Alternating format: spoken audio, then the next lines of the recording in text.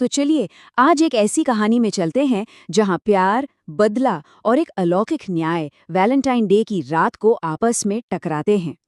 ये एक ऐसी डार्क कहानी है जो रोंगटे खड़े कर देगी और ये सोचने पर मजबूर कर देगी कि न्याय की असली सीमा आखिर है क्या। मतलब कहानी की शुरुआत ही इन खौफनाक पंक्तियों से होती है। ऐसा लगता है जैसे रात का अंधेरा हमें अपनी गिरफ्त में ले रहा हो और हमें चेतावनी दे रहा हो कि आगे कुछ बहुत भयानक होने वाला है।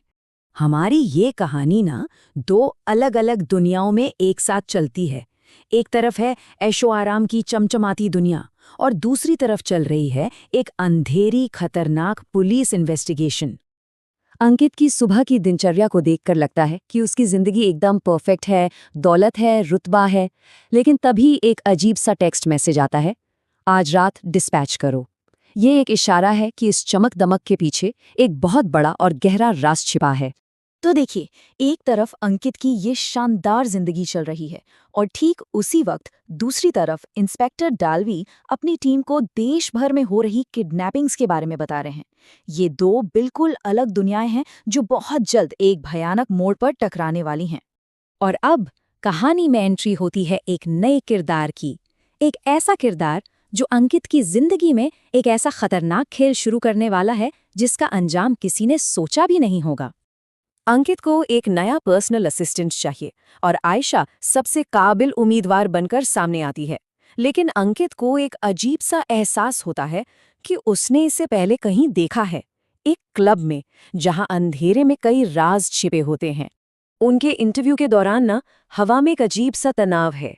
अंकित उसकी खूबसूरती और आत्मविश्वास की तरफ खिंच रहा है, लेकिन उसे ये भी एहसास हो रहा है कि ये लड़की सिर्फ एक आम उम्मीदवार नहीं है, उसकी आंखों में कुछ और ही बात है।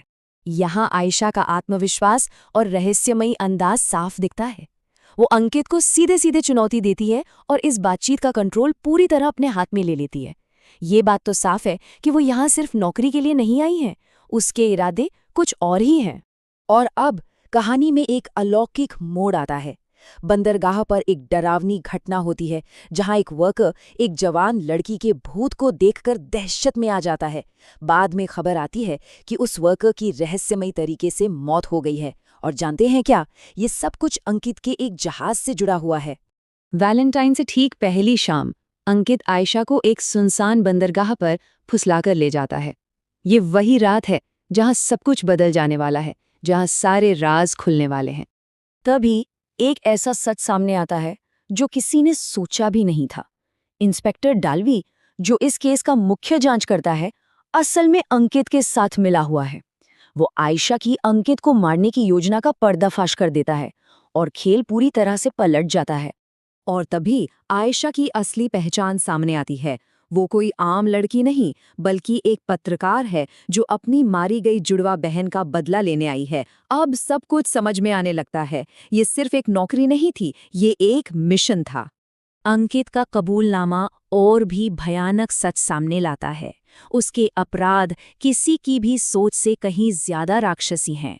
ये सिर्फ तस्करी नहीं, बल्कि इंसानी क्रूरता की वो हद है जिसे सुनकर किसी की भी रूह कांप जाए। ठीक उसी पल जब अंकित आयशा को मारने वाला होता है, वो अचानक इंस्पेक्टर डालवी के पीछे कुछ ऐसा देखकर जमसा जाता है। उसकी आंखें खौफ से फटी की फटी रह जाती हैं। और यहीं से कहानी अपने अंतिम अलौकिक नतीजे पर पहुंचती है।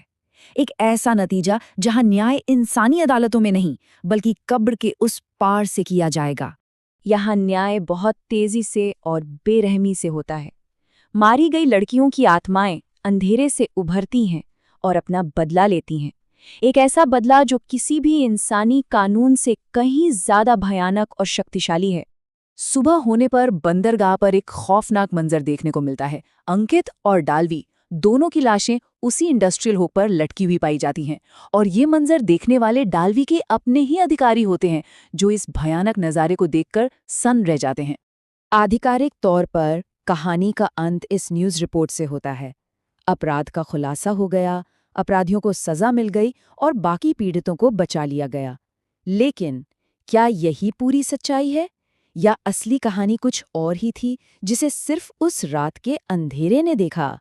तो ये विश्लेषण हमें एक आखिरी और बहुत गहरे सवाल पर छोड़ जाता है। जो हुआ, क्या वो सिर्फ एक बदला था या ये एक अलग तरह का अलौकिक न्याय था? ये कहानी हमें नैतिकता की उन धुंधली लकीरों पर सोचने के लिए मजबूर करती है, जहां सही और गलत के बीच का फर्क शायद मिट जाता है।